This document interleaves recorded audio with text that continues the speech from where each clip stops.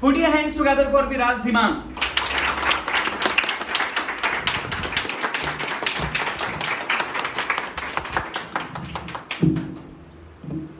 Good morning, everyone. Good evening. Good evening, everyone. Present here, respected sir and my dear friends.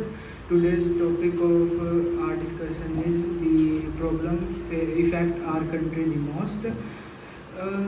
On my opinion, there are many problems in India like deforestation, education, not good politicians, and more etc. More problems. But on my point Instead of of using etc, we have spoken the word etc. etc. But on my point of view, I will say the corruption is the biggest problem in our country.